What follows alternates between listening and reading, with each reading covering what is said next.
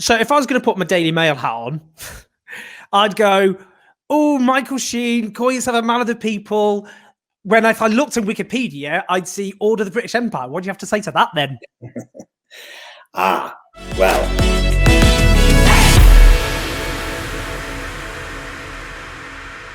Michael Sheen, as I live and breathe. Hello. Happy Christmas. Merry Christmas. I decided to come to you as Father Christmas. I was going to say, I've got very severe beard. And if I try and grow a beard, I just look like I'm going through the violent throes of puberty.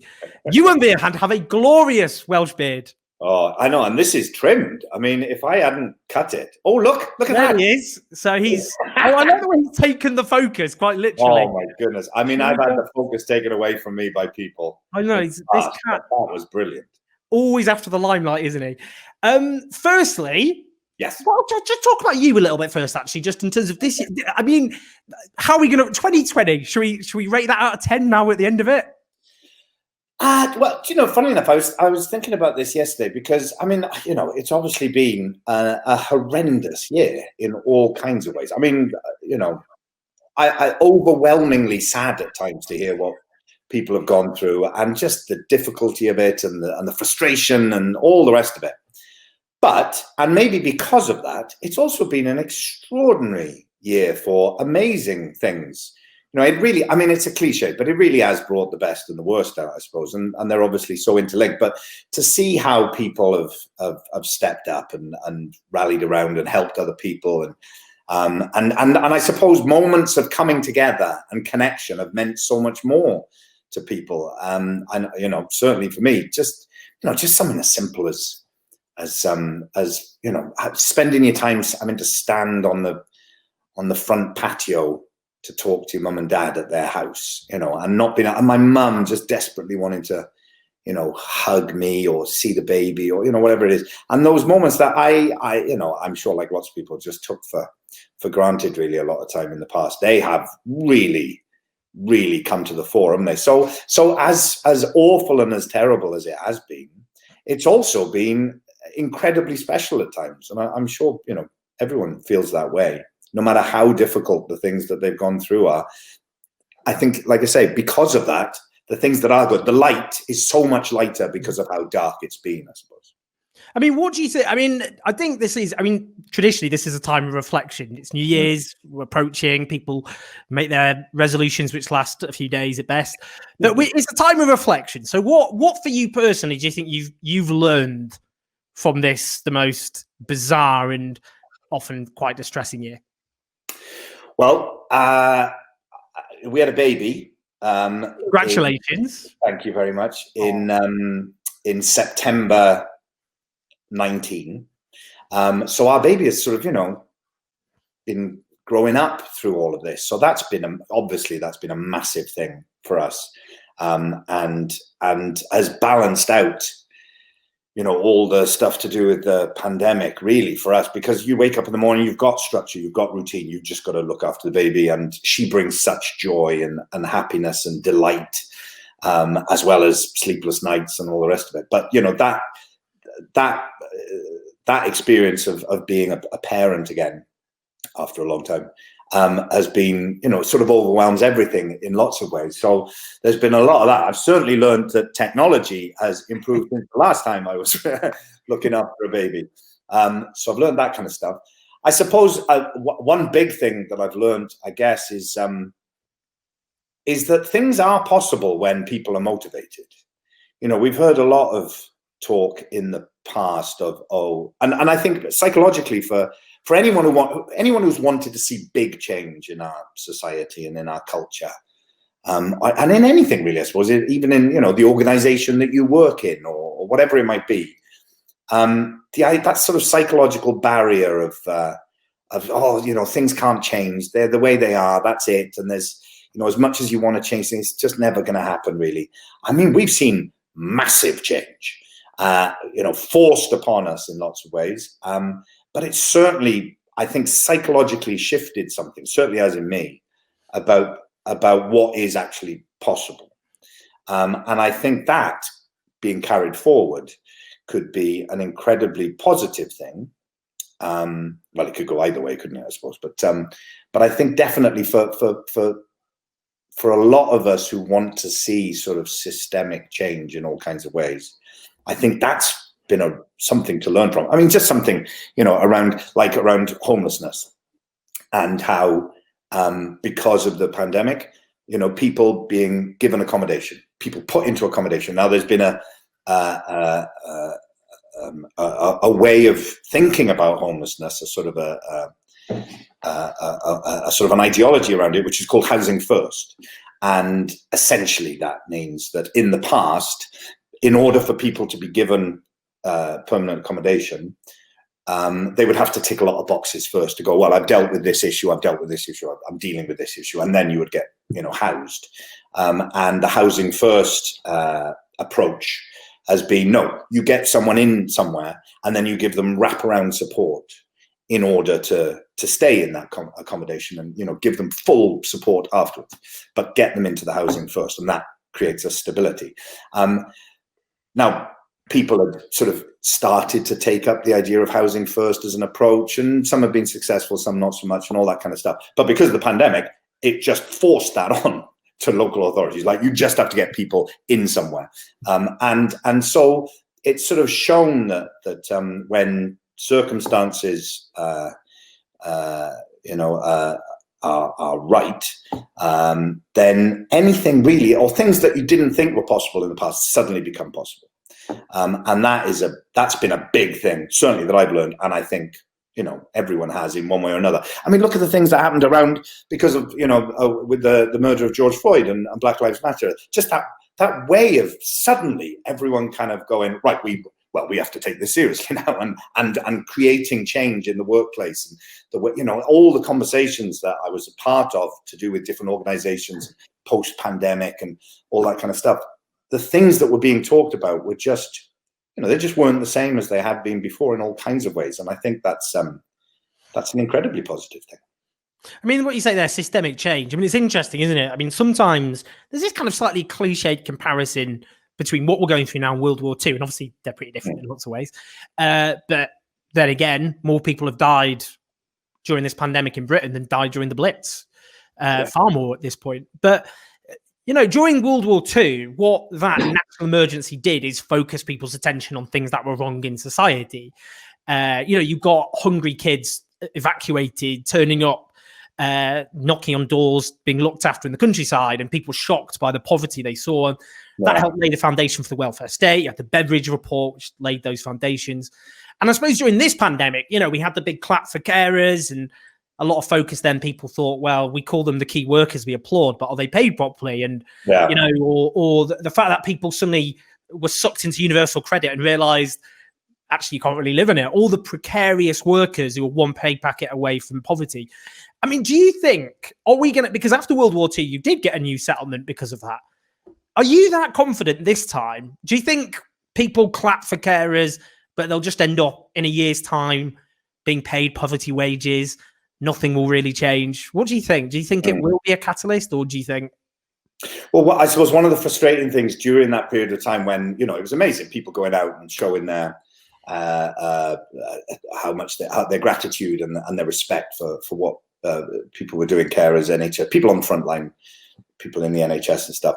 That was amazing. And I think was a very, obviously quite a simple way for people to just directly show how they felt about it. What was frustrating, I suppose, was that pretty much at the same time, actual nurses and people working in the hospitals were saying they didn't have the PPE. I had a cousin of mine, terrified, in tears, saying, "Can you help? I have to go into work." And in the hospital, and I have to go and work on the this was very early on in the COVID ward, and we're not being given the stuff to protect ourselves. I'm terrified, and I don't know every day when I go in, what's going to happen. And so it was kind of, and I know a lot of people brought this up at the time, but and in no way do you want to sort of stop people from showing their love and their gratitude. I think that was great for people who are on the front line working and exhausted and going through such a difficult time, to see that kind of outpouring of love. Really, I think that was you know, it was important for them, for morale boost, and important for us to sort of show something, because there's a lot of feeling of impotence during this period of time as well. So that was really important. You wouldn't want to stop that, but at the same time, to kind of go, well, do you have to think about this in a sort of slightly bigger picture way? Well, both bigger picture in terms of let's make sure that people get paid properly and are looked after properly long term after this.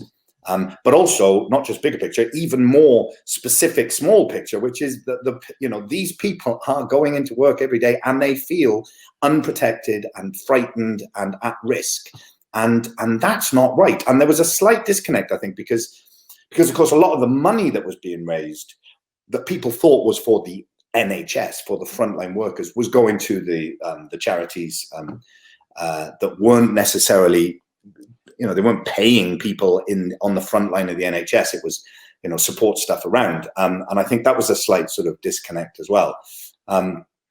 So when it comes to, long term, I mean, it's interesting what you say about, you know, the experience of the Second World War. And you're right. You know, a lot of people, I've heard it in conversations, that, you know, in meetings that I've been a part of and stuff, about the idea of, you know, where there is an opportunity here to build again, because obviously this is, you know, the devastation that is caused to all kinds of parts of our culture and society and our workplaces and organizations. And by necessity, there's going to have to be a new start, a rebuilding. And the positive aspect of that is, well, that also requires a sort of reimagining, or at least creates the opportunity for a reimagining. If you are going to have to rebuild, then what do you want it to look like now? What are the factors that need to go into what are the foundations of what we're going to rebuild?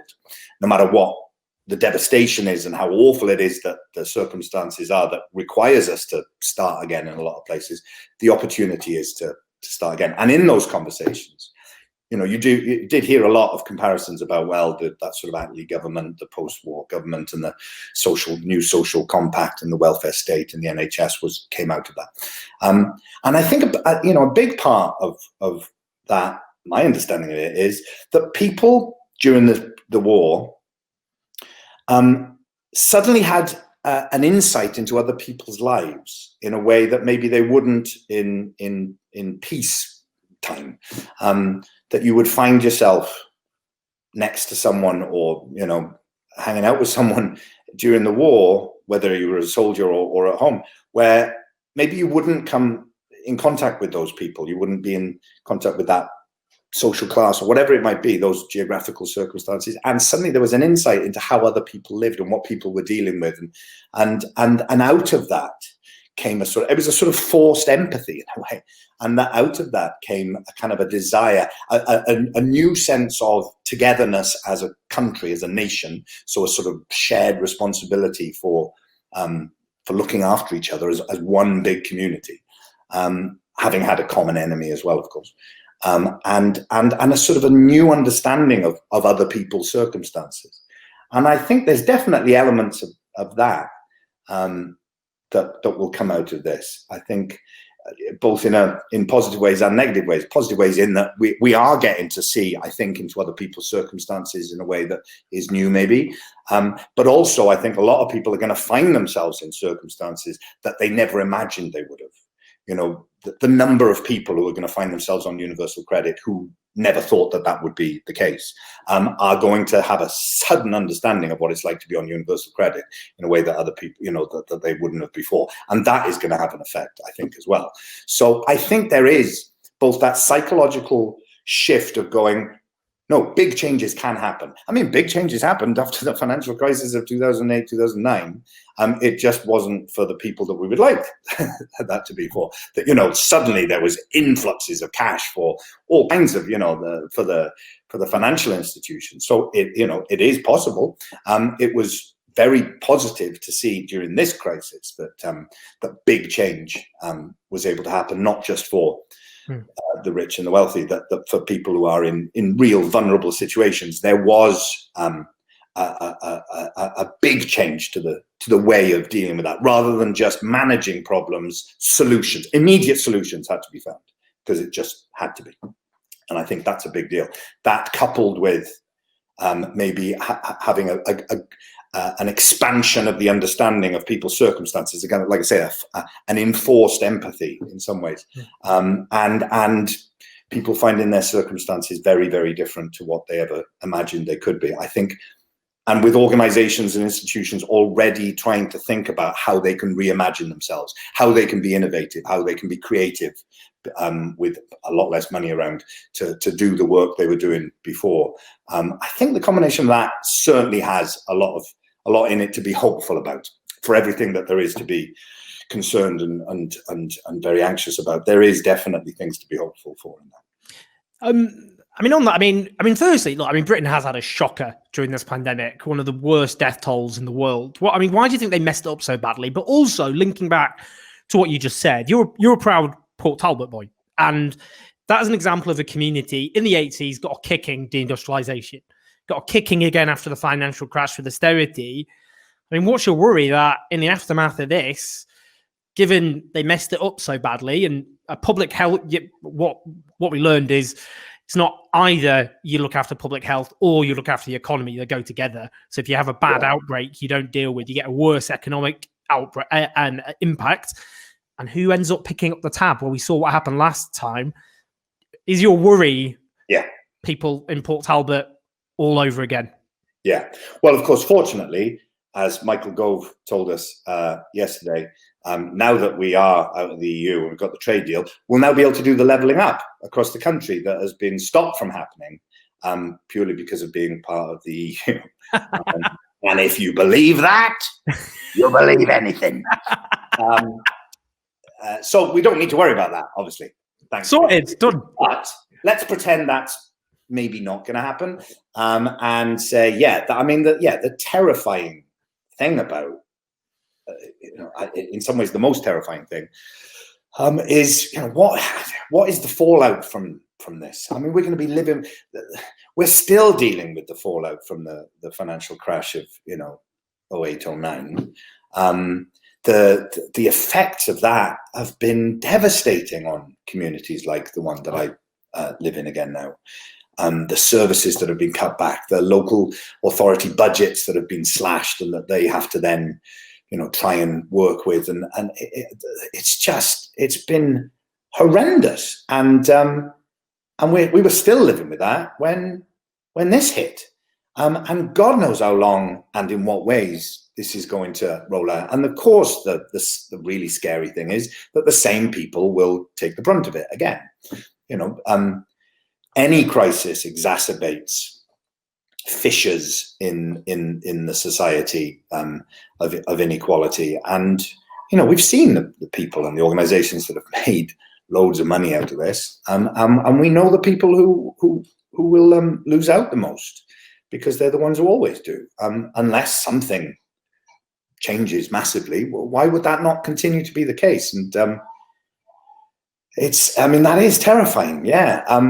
And of course, as usual as well, it's those communities that stand to bear the brunt of it, who rally around the most. I mean, it's always just such a powerful thing to see happening. And I've seen it here over the last year, seeing, whether it's the local rugby club taking the meals out to people, picking up people's prescriptions and, knocking on doors and just seeing spontaneously community rallying around and people just doing extraordinary things. And I mean, and it's always the case that it's those communities that have the hardest time of it as well. And also the other thing that I've found as well is, the people who in normal circumstances, then let's say, who are, most mouthy about, immigrants, and it's this lot who are to blame and that lot to blame and all that kind of stuff. They're not the ones who are rallying around. They're not the ones who are standing there shoulder to shoulder with whoever it might be who's helping community. Because if they were, they'd know that they'd have someone standing next to them who was from Bangladesh or Poland or wherever it might be. This is very much like the war, I suppose, in that you fight for the person standing to your right or to your left. And that's where the sense of solidarity comes from. And if you actually do get out there and try and help people, then immediately those barriers break down, because you find yourself with the people that get, mouthed about. They're the ones, in there trying to help. I mean, we saw the Sikh community going down and taking food to the lorry drivers in, the other day, and there's so much of that going around. So that's the other thing that always strikes me as well. I've forgotten what you asked me now, Owen. I'm sorry. Oh no, that was exactly it. It was, it was the impact, that danger that the people who pick up the tab, like in the 80s, like after the financial crash, in the community you live in, that that made you the man you are. Will that, just that rerun all over again? Are they just going to get another kicking all over again?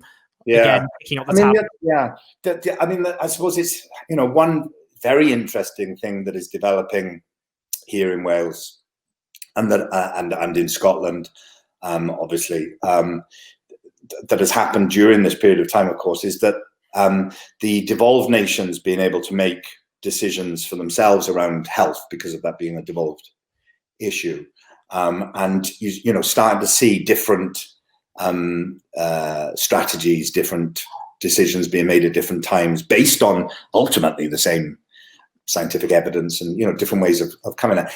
I think just opened up a bit more the conversation about things like independence and that kind of stuff, and obviously Scotland is much further forward with those conversations anyway, and especially with having the SNP there, and we know the process that's going on there. But I think Welsh independence has become something that is much more talked about. Certainly, I mean, not that we should ever think that Twitter is the real world, but online stuff, you see a lot of passion there. There always has been passion around anything like independence, but it's certainly growing. I mean, it's certainly not anywhere near a majority of people in Wales, but nevertheless, I think that has been sort of sifted up a bit. And I do think that certainly in Welsh communities, when you see that, I remember seeing the statistics about, fairly recently, that the top 7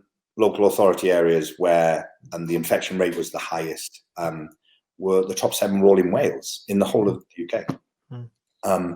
And on the one hand, people can use that as a way to have a go at Welsh Labour, because they're in charge here, and say, oh well, see, got it all wrong.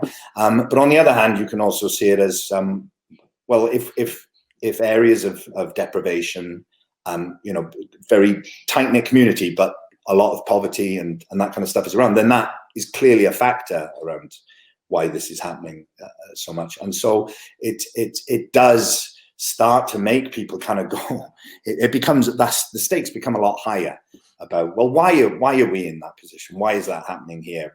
And asking those questions. And so that has become a much hotter issue here, I think. Neath Talbot was one of the highest places for the infection rate, and obviously it does sharpen your questioning processes about why is this happening, how can it be changed, and who is to blame.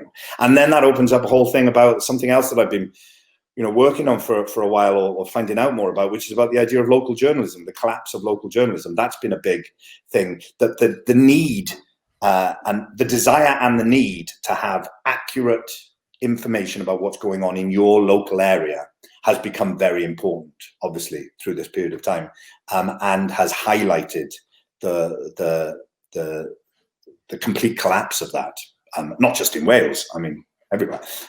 But I mean, we in Neath Talbot here, in the early 70s, there were I think there were 5 different newspaper offices locally here. There were something like, I think there was around 10 to 20 local journalists based in the town writing stories. There's none now. One part-time reporter based in Swansea reporting on Talbot, and that says something. That's that the idea of a democratic deficit. You need, every community needs, like it has a right to clean water.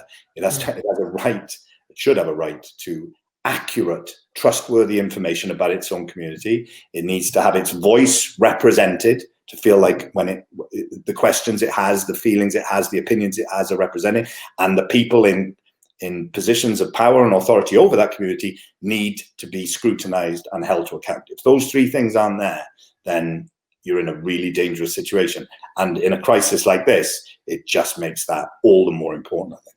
I mean, it has a bigger impact too, doesn't it? Because I mean, the national media is not known, and the statistics bear this out, for being representative of society. It's one of the most socially exclusive professions, national journalism, in the country.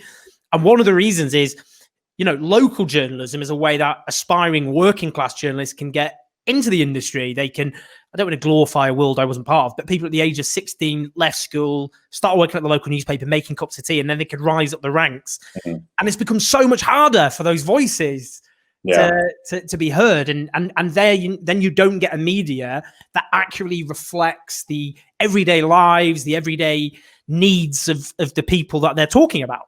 Yeah, exactly. I mean, that's been a big issue for generally for smaller communities or working class communities, and particularly in Wales. I think I'm obviously more sensitive to it in Wales, but the idea of us having our own media platforms to tell our stories and to share with each other in Wales, that's been very difficult. We get our news from England a lot of the time, and like I say, reporting on what's going on in Wales often happens either from outside of Wales or certainly not from the actual areas that it's reporting on.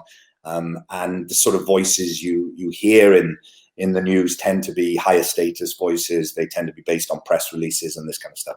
And you've got this amazing network of hyper local news entities going on in Wales, amazing, all over the place. But the problem is that the revenue streams, they can't make money off it, and often their reporting just gets stolen, used without any sort of comeback by the bigger organizations, and that's a real challenge. And so I'm some of the things that I'm sort of involved with at the moment are partly about how to find new streams of revenue for hyperlocals, and whether there's a way to create sort of tech platforms that allow for them to find a protection of their work, but also ways to monetize what they have that's unique, which is local knowledge, intimate relationship with the communities that you're reporting on. People should have to pay if they want to use that expertise. And so trying to find a way to do that, and maybe a way to link those up into some kind of more a sort of national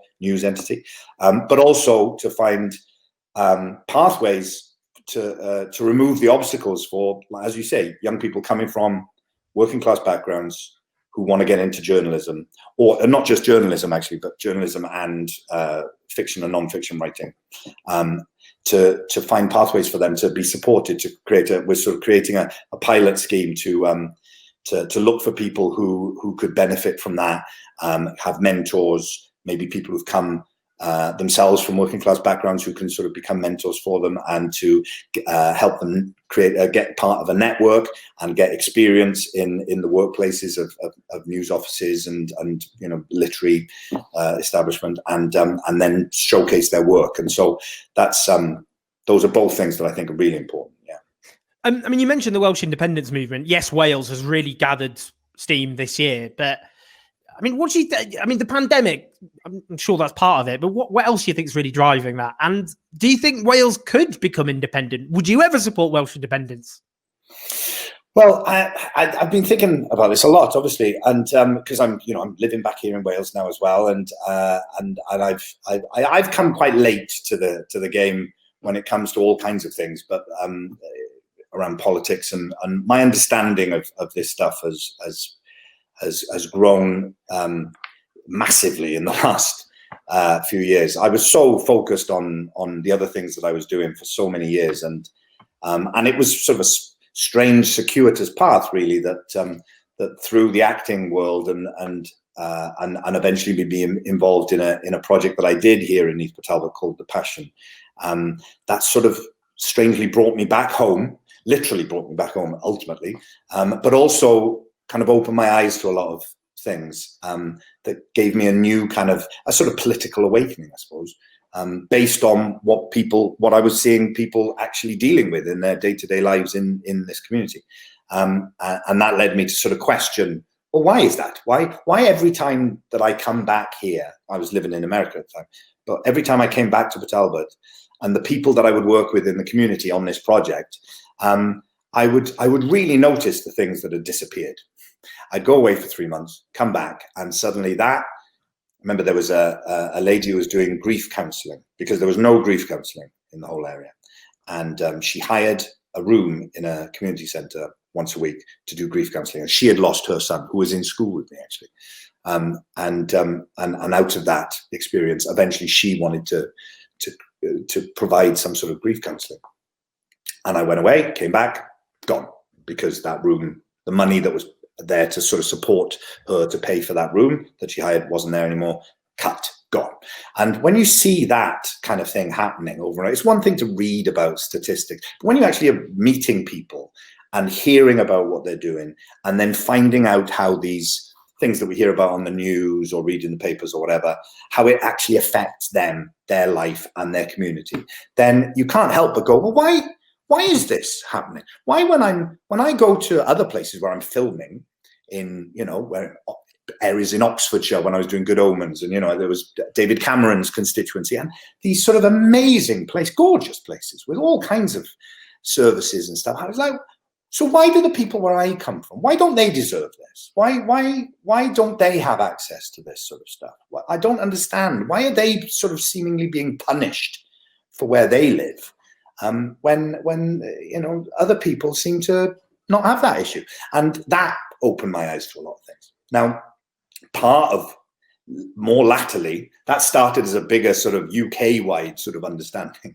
But latterly that has, I sort of honed in a bit more on specifically Wales. And I think I'm at the very foothills of an understanding of how Welsh history and what has gone on in the past here, and the relationship with England, and where Wales sits in the context of the United Kingdom and all that stuff, how that affects what's happening now. But I do have the beginnings of an understanding of that, and again asking questions like, well, why don't we get taught this stuff in our schools? Why? And you start to see that there was a kind of a deal that was made for Wales to become part of Britain, to become part of the to share in the rewards of empire, the British Empire. There was a kind of a deal that was made. Well, you're not Welsh now, you're British, and so the Welsh language has to change, and all these kinds of things. And that deal that was struck, you do start going, is that a good deal? We benefiting from that deal? And especially when you hear the argument, and this is something that I've become very aware of, is that as the talk of Welsh independence and the Yes Cymru movement has grown, the people who push back against it, all the arguments for why Wales couldn't be independent, shouldn't be independent, all sound, if you imagined it in terms of a relationship between people, you'd say that is an abusive relationship. No, you can't leave, because if you leave, you wouldn't be able to survive on your own. You aren't strong enough or clever enough or resourceful enough to be able to survive outside this relationship. If a man was saying that to a woman about his wife, you'd go, that is an unhealthy relationship, regardless of whether there's any truth in that right now. If there is any truth in that, it's because of how unhealthy that relationship is. So I can't help but kind of think, obviously, it's a lot more complex than being able to just, compare the one to the other. But if the arguments against Wales being independent, or any country being independent from its sort of dominant overlord, if the arguments are all based on that kind of unhealthy relationship, then there's something wrong there. And regardless of whether that country should be independent or not, that relationship needs fundamentally changing. And so I would want to see a Wales that has a free choice as to whether staying as part of the union, or at least staying as part of the union in its present form, or to not, or to change that.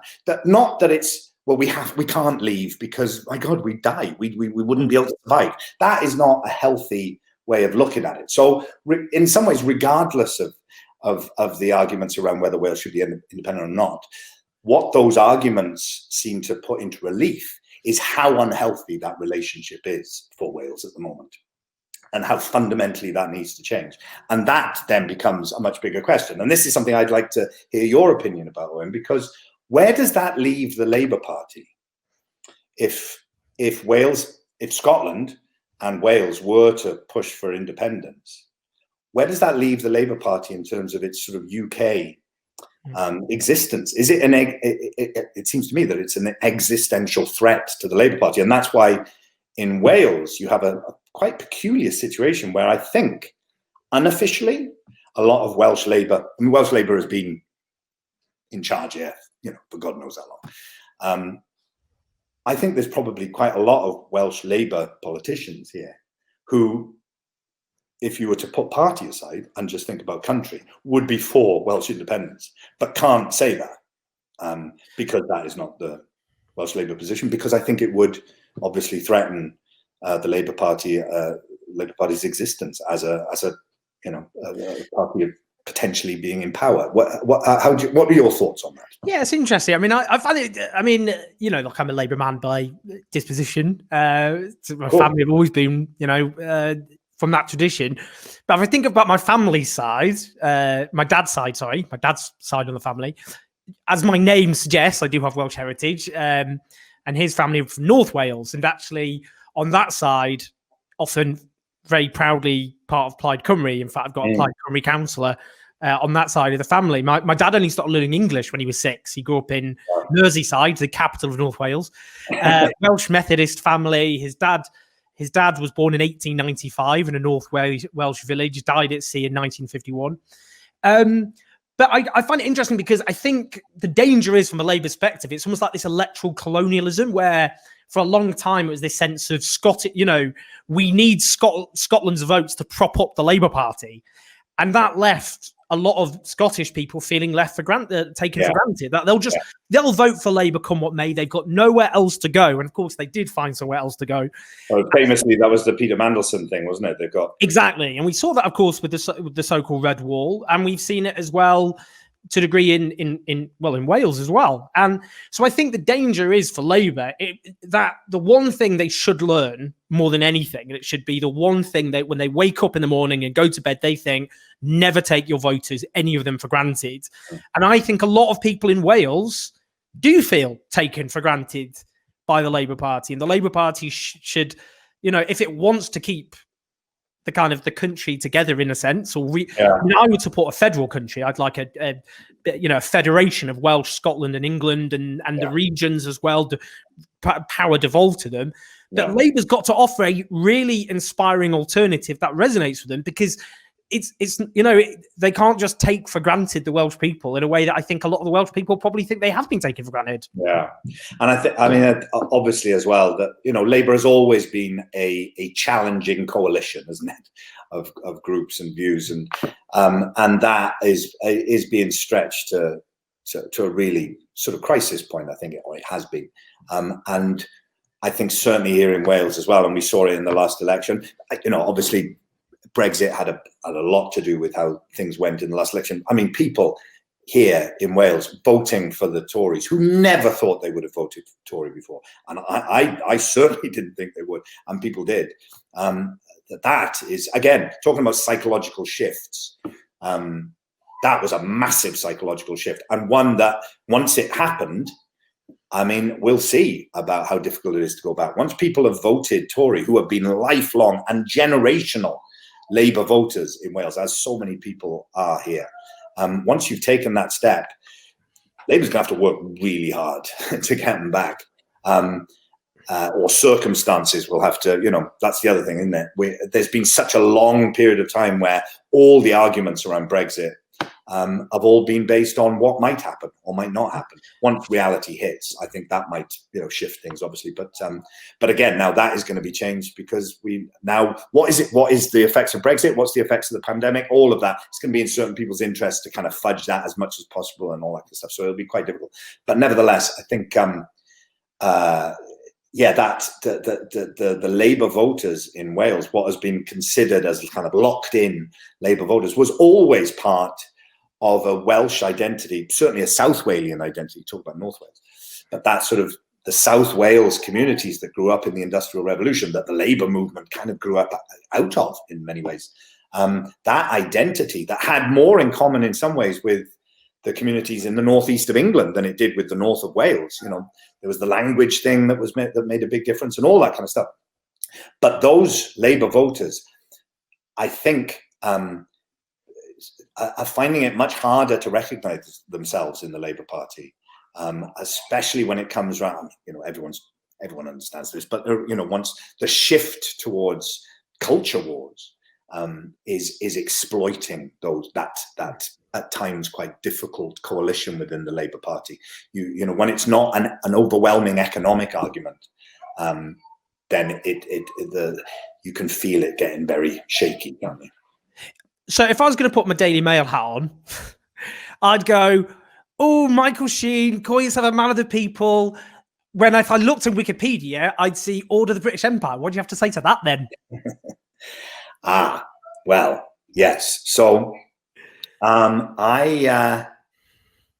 2017, I was asked to do the Raymond Williams lecture. Raymond Williams famously wrote a piece called Who Speaks for Wales in 1971. And I took that as my starting point for the Raymond Williams lecture to go, who speaks for Wales now? And what in my research to do that lecture, I learned a lot about Welsh history. Like I say, I'm still just standing at the foothills of an understanding of all that, but that was a crash course. And by the time I'd written that lecture,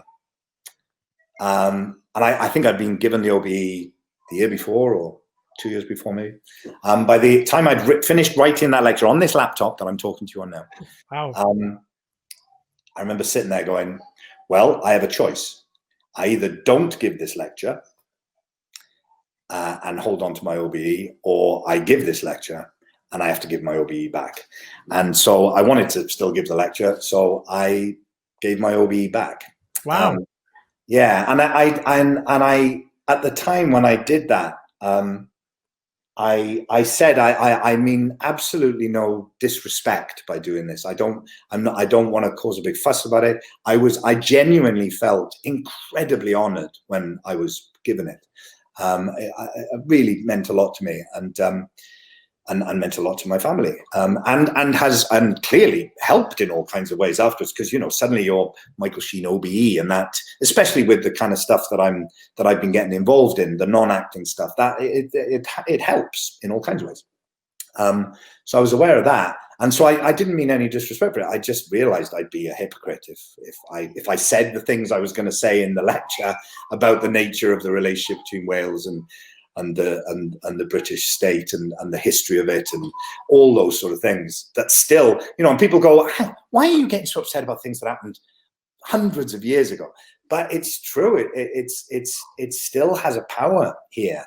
There was just, when was it, last year or the year before, the arguments around the naming of the new bridge across the Severn from Wales into England, that is called the Prince of Wales Bridge.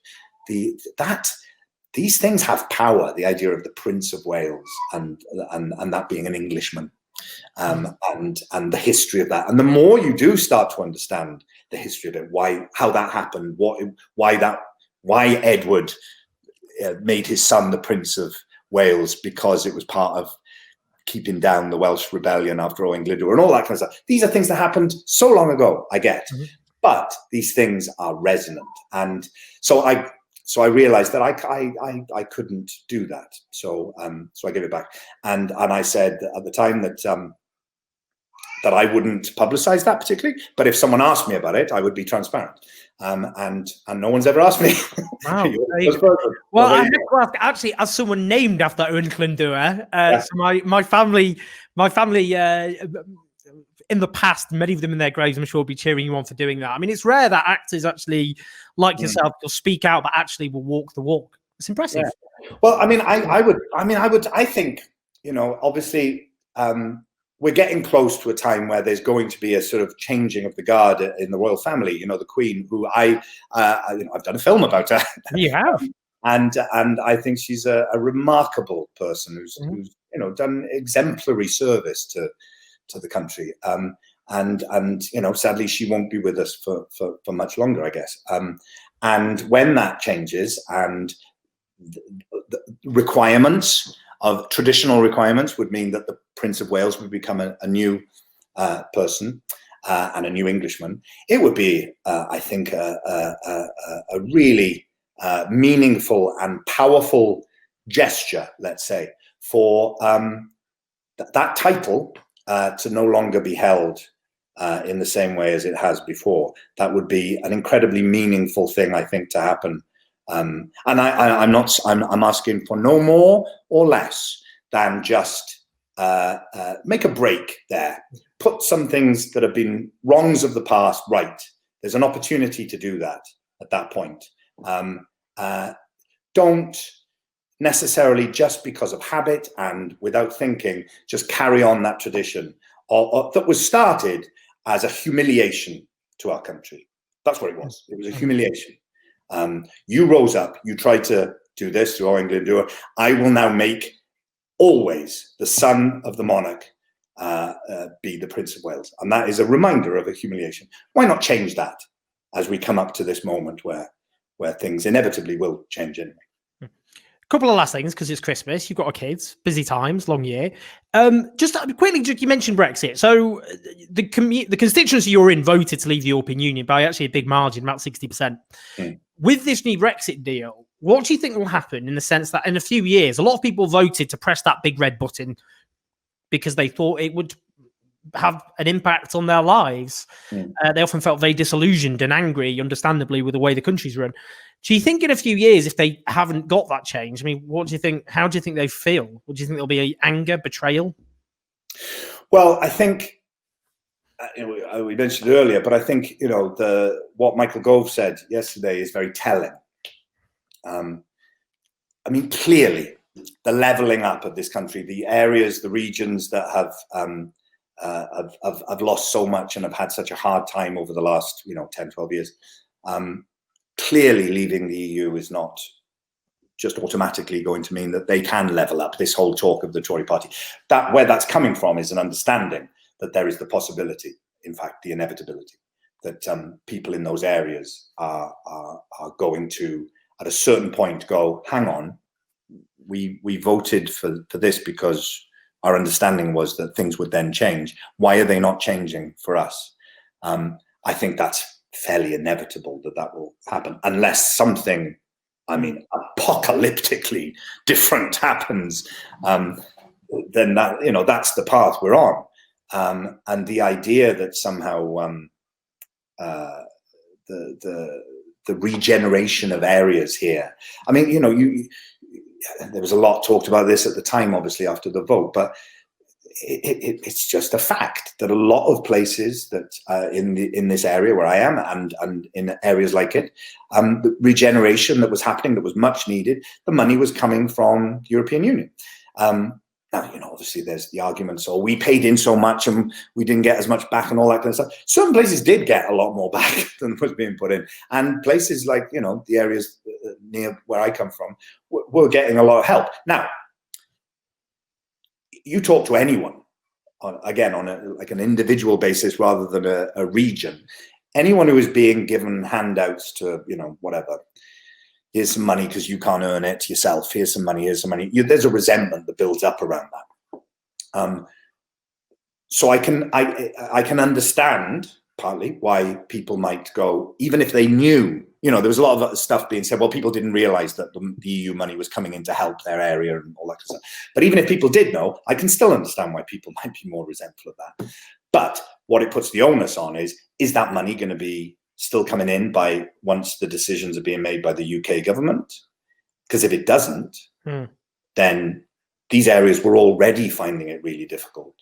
And if there's going to be more cuts because of the fallout from the coronavirus pandemic, where does that leave us? Where does that leave these communities?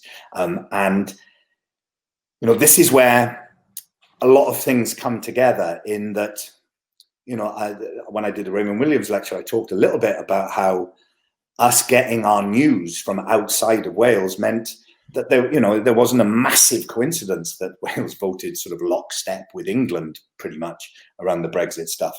I mean, there was an English nationalist party, in terms of UKIP, had a huge influence on Welsh people voting.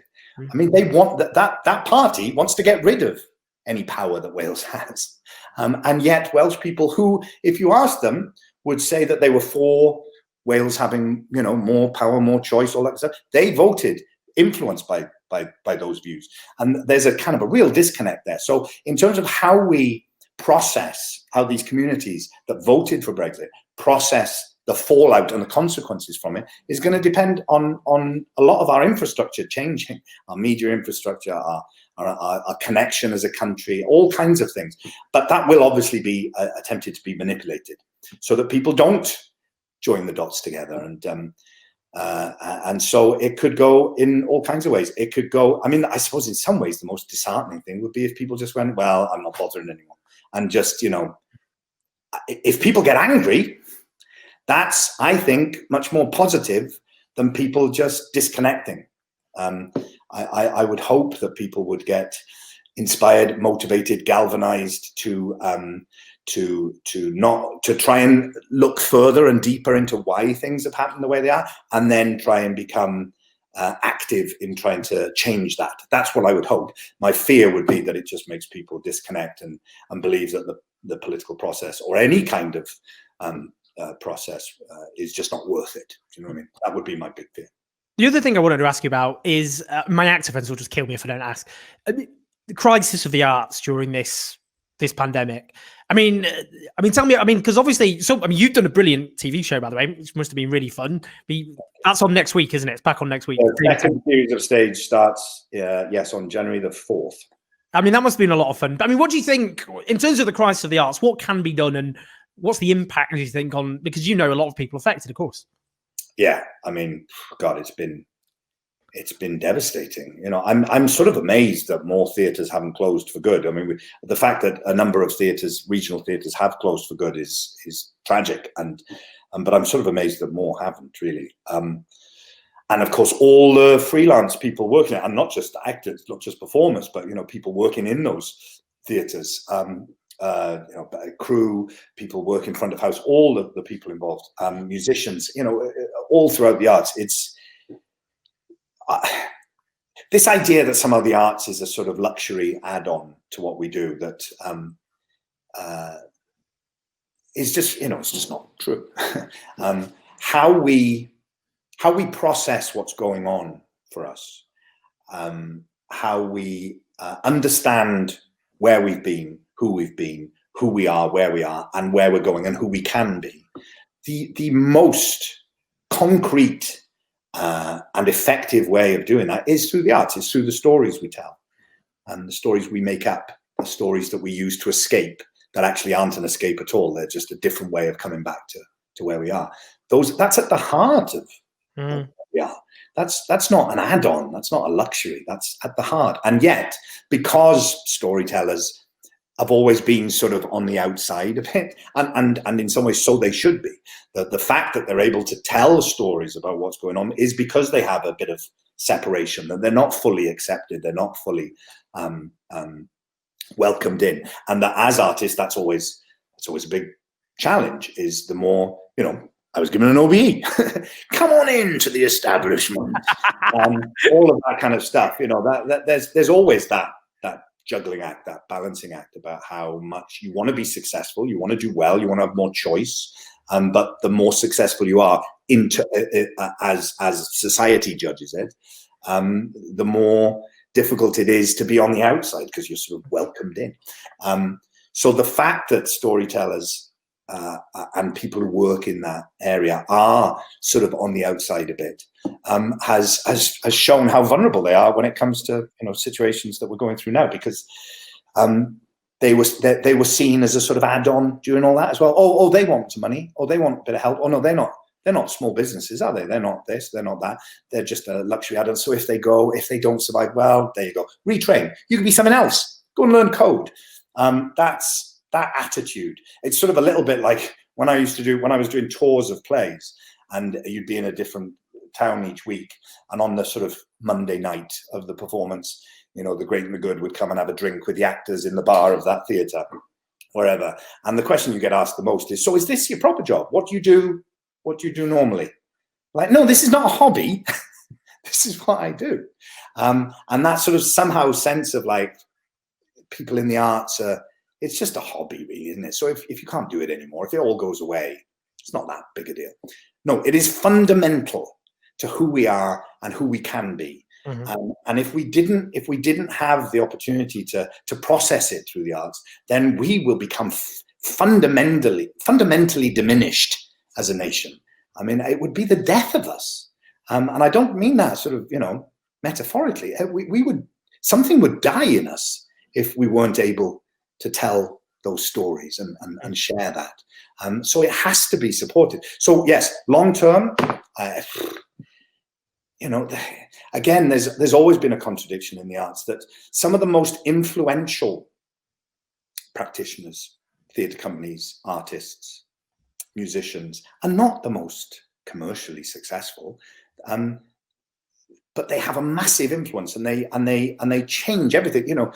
People coming after them who do become more commercially successful wouldn't be able to do that if they hadn't been influenced by those pioneers and those groundbreakers. If there isn't the support for them, if it's all just based on the market ideology and the sort of capitalist view of it, that unless it's commercially sustainable, then it goes.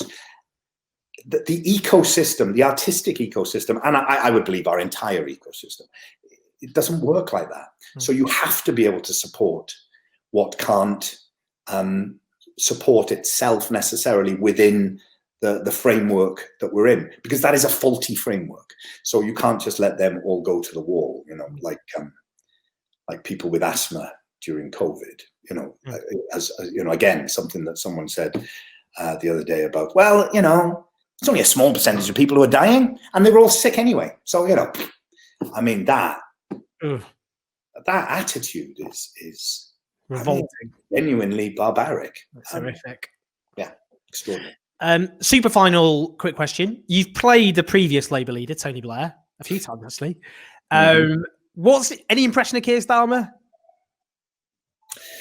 Ooh, I don't know. I mean, I think I'm like a lot of people, sort of unsure as to where he sort of sits. I mean, it's such a particular time for the Labour Party itself, isn't it? In terms of its identity, who is it for now? I know. I mean, we've talked for hours in the past about how the Labour Party grew, what the Labour Party grew out of, its values, its ideals, and why it became into being, and what should be driving it, what does drive it. That is changing. That we're in a situation where big political tectonic plates, cultural plates, are shifting so much, and the traditional parties are, and particularly Labour, I think, is having to really, try and adapt. And I don't think it even knows quite what it's adapting to at the moment, because it's still playing out. And I think Starmer, as a leader of the Labour Party, is a kind of reflection of that in a lot of ways. I don't know quite what he's all about and what he represents and where he's going to take the party. I mean, I think everyone has to be quite reactive at the moment, don't they? That seems to be the case. That seems to be the way people are playing out. He's clearly a smart man. He's clearly clever. He's got, that legal mind. He's very good at Prime Minister's questions and all that. But as a leader, an inspirational leader of a party that should be representing the most vulnerable, that should be fighting to try and change the system itself so that it doesn't favor the few over the many. These sort of things, whether he's the person to be able to lead that, I don't know. Time will tell, I suppose. Michael, an absolute honour. So much wisdom, so much insight, an excellent beard, which, by the way, I don't know if you're aware of this, won Beard of the Year yesterday.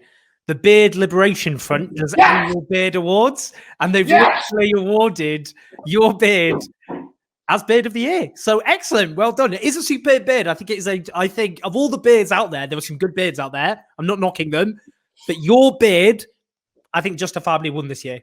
You see, who needs an OBE when you've got this OBE? Old beard head, old beardy head. So maybe one day. So happy New Year. Let's hope 2021 is an improvement on this year, albeit that is a very low bar. But I'm very much looking forward for the next installment of the series. But lots of love. Great. Thanks, Owen. All the best. Happy New Year. Cheers, Michael. Happy New Year. Bye-bye. We're never going to succeed in radicalizing politics and doing what must be done on behalf of the many if we do not challenge the dominance of the establishment media with our own media. So support Owen Jones's team on Patreon.